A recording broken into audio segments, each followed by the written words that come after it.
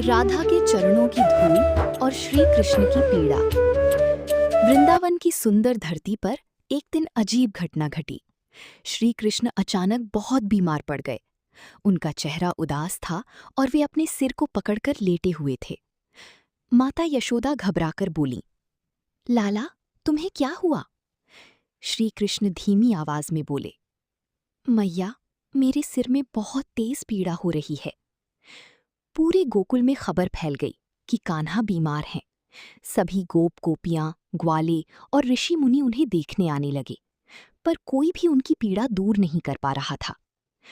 तभी देवर्षि नारद वहां पहुंचे।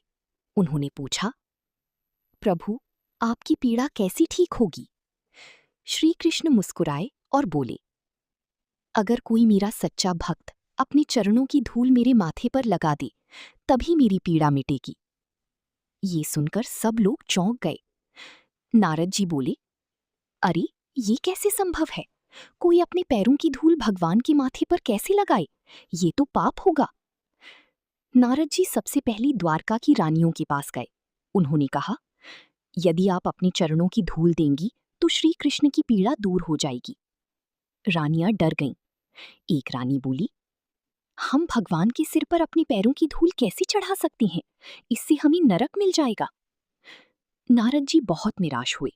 फिर वे वृंदावन पहुंचे और राधा रानी तथा गोपियों को सारी बात बताई। जैसे ही राधा ने सुना कि श्री कृष्ण पीड़ा में हैं, उनकी आंखों में आंसू आ गए। राधा तुरंत बोली, अगर हमारे चरणों की धूल से मेरे कान्हा की पीड़ा दूर हो सकती है, तो देर किस बात की? एक गोपी बोली, राधे, लोग कहेंगे ये पाप है। राधा मुस्कुराई और बोली, यदि मेरे कान्हा ठीक हो जाएं और उसके बदले मुझे 1000 बार नरक भी जाना पड़े, तो मुझे मंजूर है। ये कहकर राधा ने अपने चरणों की धूल इकट्ठा की और नारद जी को दे दी। नारद जी तुरंत वो धूल लेकर श्री कृष्ण के पास पहुंचे। जैसे ही श्री कृष्ण की माथे पर राधा के चरणों की धूल लगाई गई, उनकी सारी पीड़ा पल भर में गायब हो गई। श्री कृष्ण मुस्कुराने लगे। नारद जी आश्चर्यचकित होकर बोले, प्रभु, ये कैसी लीला है? श्री कृष्ण मुस्कुराकर बोले, नारद, यही सच्चा प्रेम है, जो अपने प्रिय के लिए अपने सुख दुख, स्वर्ग नरक सब भूल जाए, वही सच्चा भक्त है। राधा का प्रेम निस्वार्थ और सबसे पवित्र है। उस दिन सबको समझ आ गया कि सच्चा प्रेम वो है जिसमें अपना स्वार्थ नहीं, केवल प्रिय की खुशी होती है।